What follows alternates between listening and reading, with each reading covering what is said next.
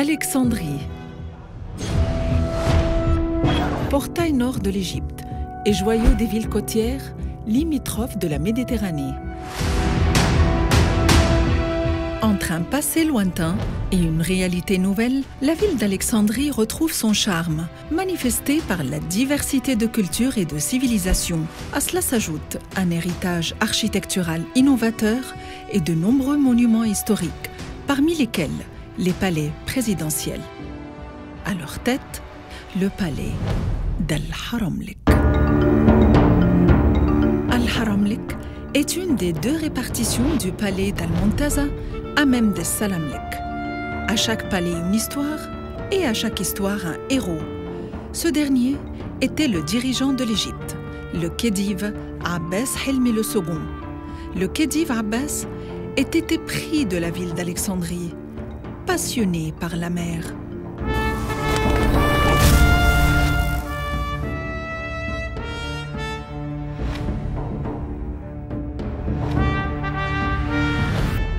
Charmé par la magie de la nature et de la plage, il nomma le site Al-Muntaza.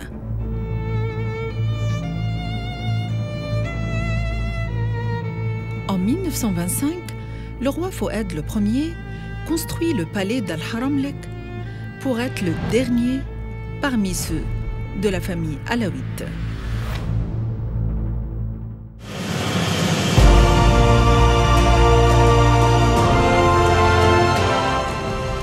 Architectural italien du palais del Muntaza fut conçu par l'architecte italien Verrucci et égyptien Hassan Adawi.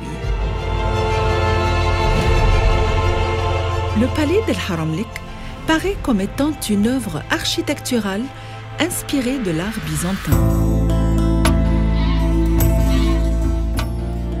Ajoutons à cela d'autres styles mis en évidence, tels que l'art gothique, l'art classique et l'art islamique. D'autre part, le palais est tout autant rempli d'antiquités françaises, y compris des fonds de décoration géométrique et des gravures de plantes, d'un esprit européen. À quelques mètres de l'eau turquoise de la plage d'Alexandrie, se trouve l'entrée principale du palais, gardée par deux statues de lions gisant des deux côtés de l'escalier de marbre blanc. L'entrée principale, aux multiples arcades et piliers, nous conduit au pavillon principal scintillant par les merveilles de la créativité artistique.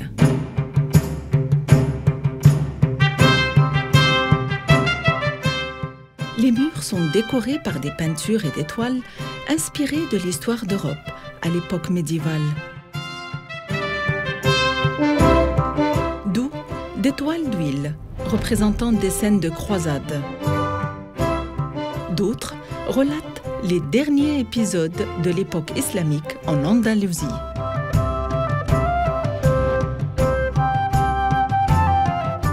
Dans le pavillon, nos regards tombent sur de nombreuses chaises en bois,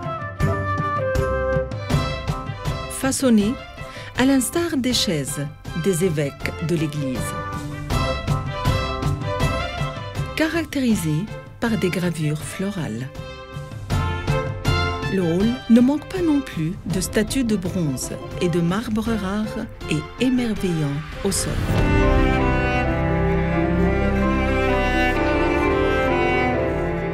Contemplons le nom du roi Fouad en lettres latines, entouré par deux figures féminines helléniques sur une toile d'huile.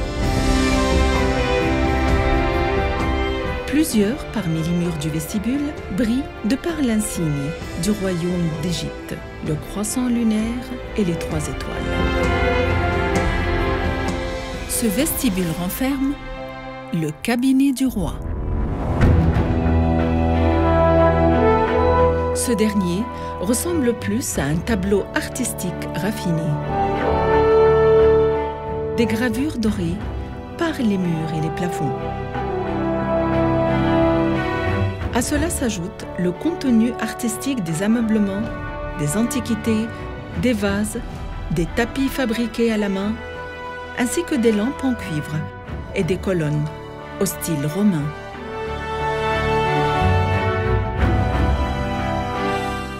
Avançons vers la salle de réunion. Celle-ci fut construite sous le règne du roi Fouad. Elle comprend 22 chaises. Les murs et les colonnes sont décorés par de multiples lampes en cuivre dans une perspective artistiquement symétrique, de manière à aller de pair avec le lustre au plafond.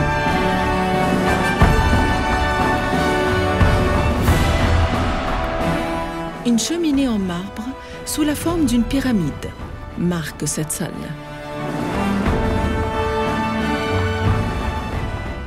Quant au salon de la salle de réunion, il se distingue par des meubles rares, conçus au début du XXe siècle. Les murs sont décorés par un nombre de toiles d'huile. Accédons au second étage, connu sous le nom de l'étage primo. Il contient de multiples pavillons, tels que l'appartement du roi. Il est composé d'un salon, d'une chambre à coucher et d'une salle de bain. Les créations artistiques se manifestent dans chaque coin, allant des statues de bronze jusqu'aux pièces antiques de marbre décorées par les gravures. Ceci, outre les meubles et les toiles, à savoir celles représentant une marchande de légumes dont les yeux vous suivent à chaque mouvement. La créativité de l'art du pavillon du roi est incomparable à tout autre endroit du palais, à l'exception du pavillon de la reine.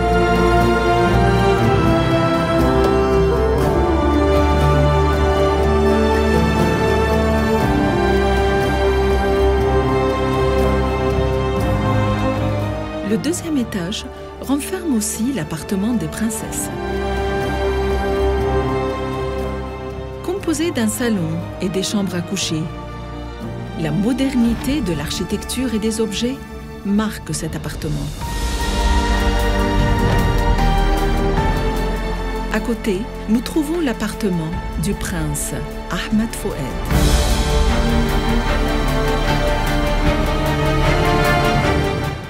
Nous pouvons à présent contempler la splendeur de la verdure et de l'eau sur la terrasse donnant sur la mer. En descendant vers le portail nord et vers le fond du hall principal se trouve l'ascenseur royal. Fabriqué à partir des bois les plus rares et contourné par des formes merveilleuses de métal et de fer forgé. En sortant du portail de l'Est, on peut désormais se promener dans cet espace majestueux. Le bruit des vagues se mêle aux mélodies somptueuses provenant du kiosque de la musique.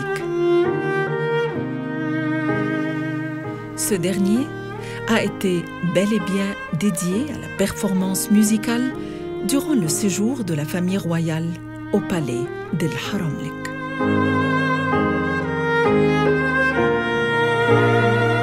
Le palais d'El Haramlik, un monde de magie et d'imagination.